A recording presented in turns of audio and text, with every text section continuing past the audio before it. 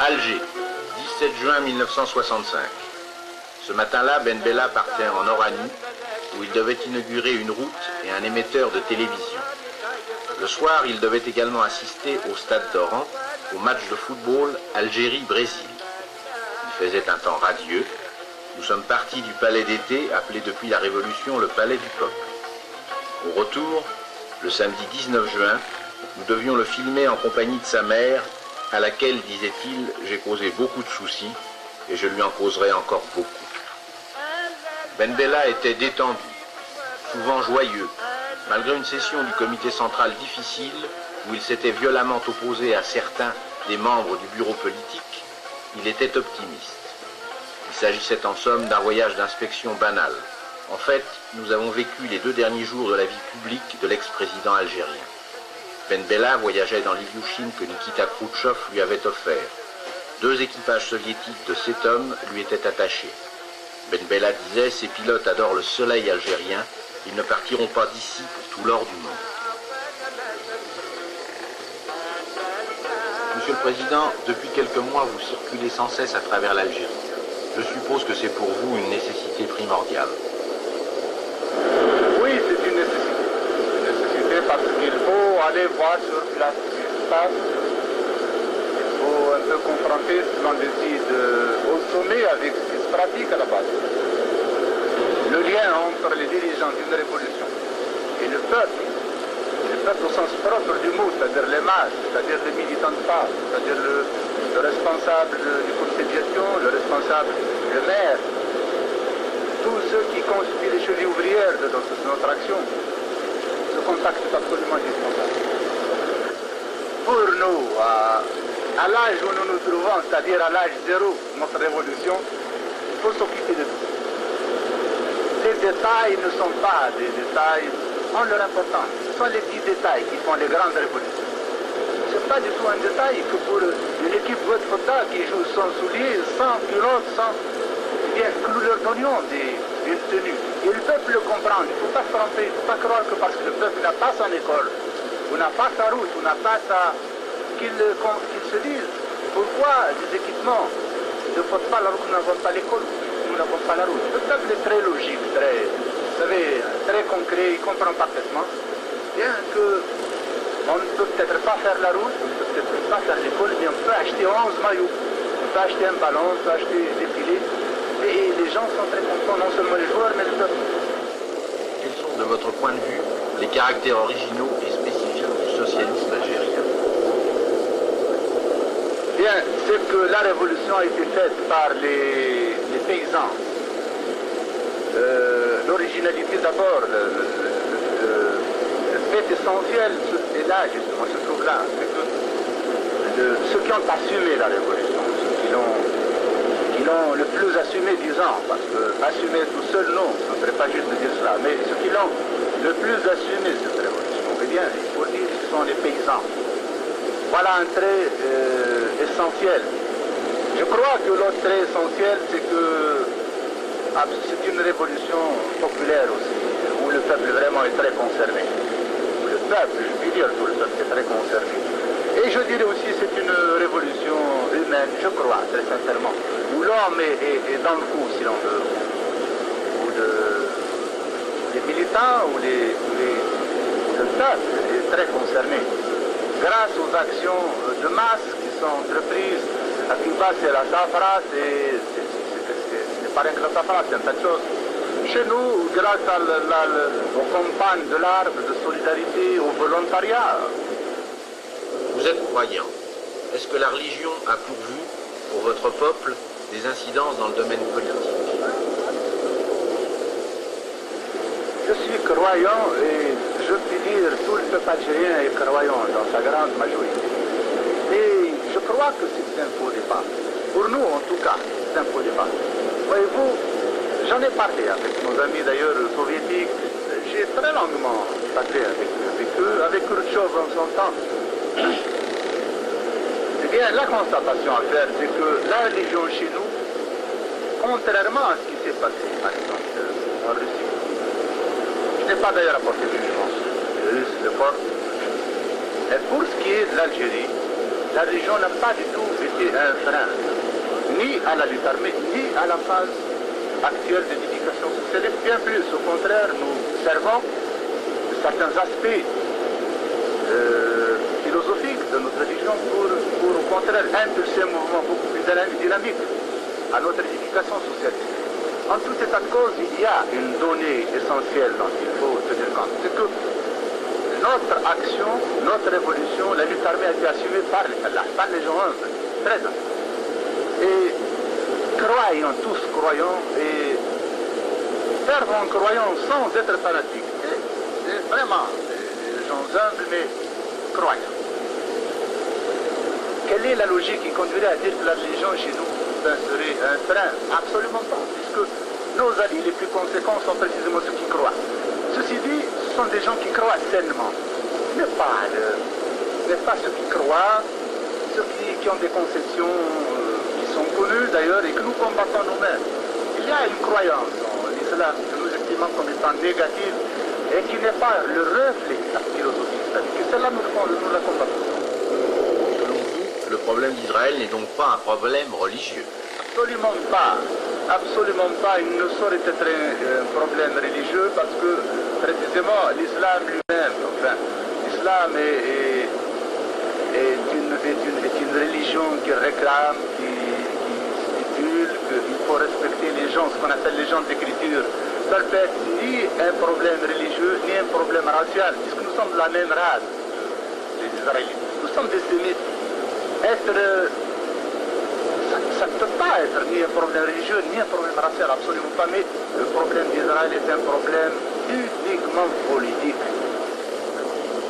Avez-vous personnellement des souvenirs communs, une expérience familière commune avec les Israélites?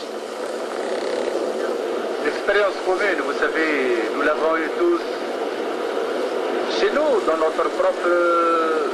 propres villages. Moi-même, je me rappelle très bien que, par exemple, la famille Esther, c'est la fameuse tragédie. Esther habitait à côté de chez moi. Esther, durant la période de Vichy, sans pain, parce qu'on interdisait à l'époque aux Israélites, nous avons été arrivés jusqu'à leur interdire de faire leur pain dans les fours arabes, les fours algériens, les fours musulmans. Eh bien, le pain d'Esther a été fait par ma mère et par ma famille durant un temps infini. C'était notre pain qui est entré dans le four et quand il sortait, c'était le pain d'Esther qu'elle faisait elle-même. C'est un petit détail, mais nous vivions en famille. Je mangeais moi-même le pain azim chaque fois qu'on en faisait et le ka'b, comme on dit chez nous, les gâteaux de l'Aïd. Bien, les premiers qui les mangeaient, c'était la famille Esther qui était juste à côté de chez moi. Et les enfants, nous avons vécu dans la rue ensemble, nous sommes allés à l'école ensemble, nous étions toujours ensemble. Et nous vivions vraiment en famille. Cette expérience, c'est pas mon expérience, c'est l'expérience de tous les Algériens. Et c'est l'expérience un peu de tous les Arabes dans tous les pays arabes. Parce que rien ne sépare les Israéliens et les Arabes, ils sont de la même race, du même sang, ce sont des cousins, ce sont des Sémites. 10 heures du matin, arrivé à Oran. Accompagnant Ben Bella, M. Mohamedi Saïd, vice-président du Conseil, et quelques autres ministres. Le voyage commençait dans une atmosphère de fête champêtre. Pourtant, messieurs Boumedienne, Bouteflika, Boumaza, Chérif Belkacem n'étaient pas là.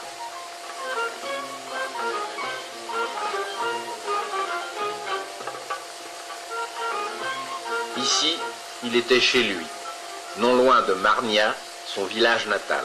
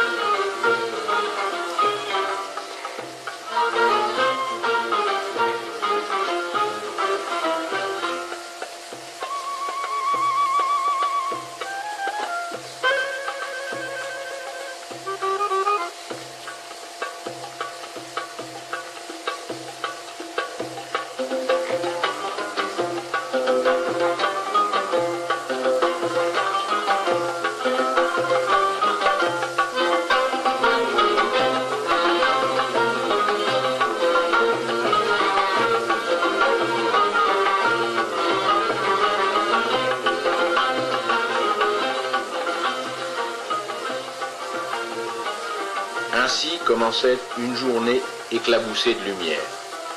D'Oran, le cortège présidentiel devait se rendre à Ntemouchent, puis au Tremble et à Sidi Bel Abbès, où Ben Bella prononça son dernier discours.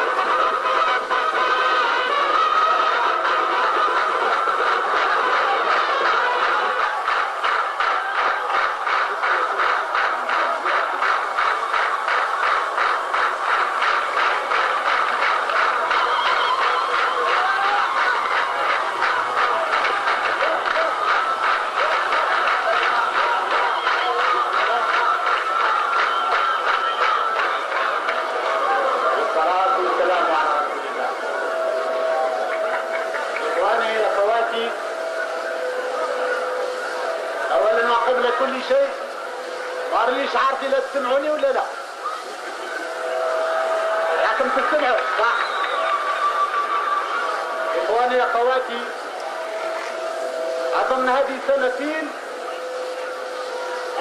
اللي زرت هذا البلدة المباركة، ونظن كذلك اللي تكلمت معاكم في هذه البقعة بالذات.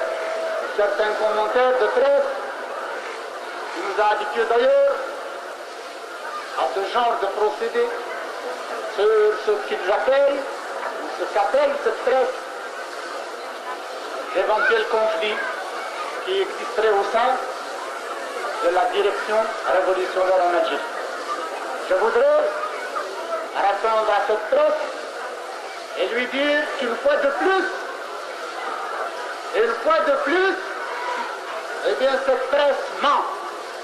Cette presse ment car en Algérie, il y a un régime et il y a une direction plus unie que jamais, qui est plus décidée aussi que jamais à faire face aux complots d'où qu'ils viennent et surtout les complots extérieurs.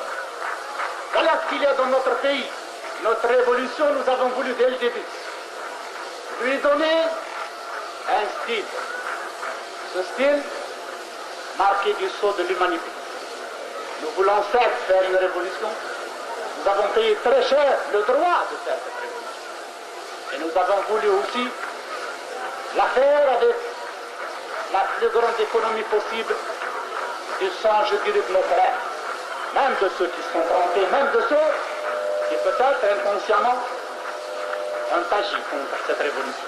Ici, dans ce pays, il n'y aura jamais d'autre parti que le Front de libération nationale.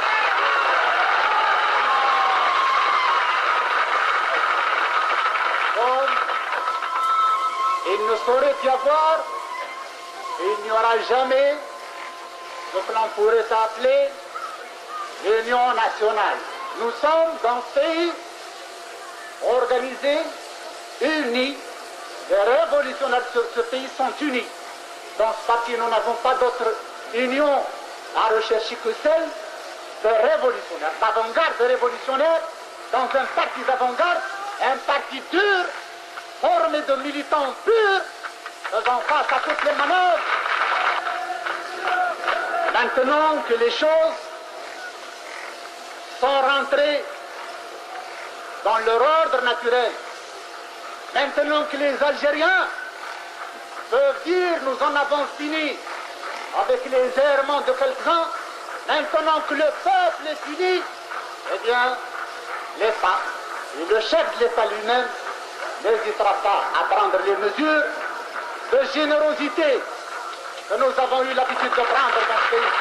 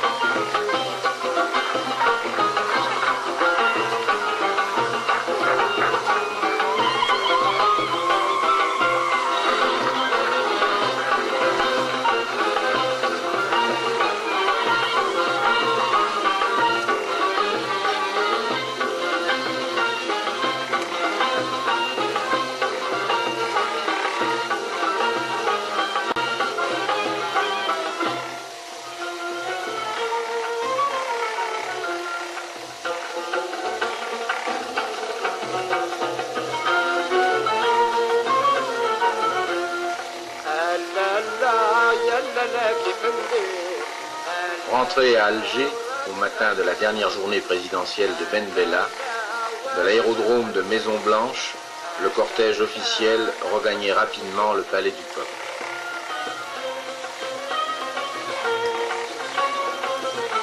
Un peu plus tard, sur une terrasse du palais, dominant la ville, nous avons enregistré l'ultime interview de celui qui, pendant 3 ans, avait incarné l'Algérie nouvelle.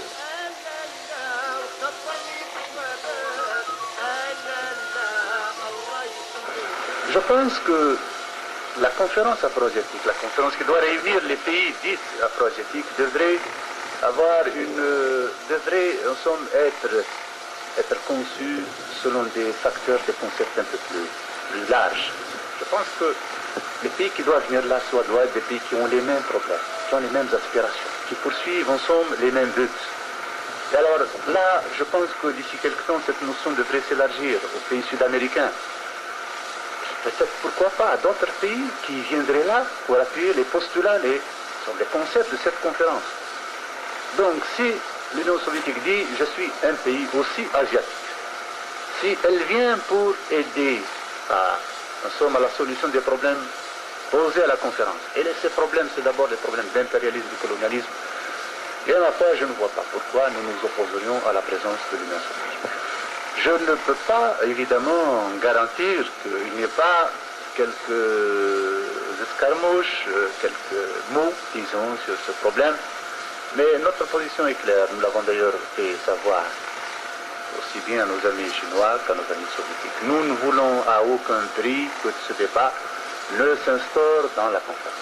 Nous estimons que la conférence n'a rien à voir avec ce débat.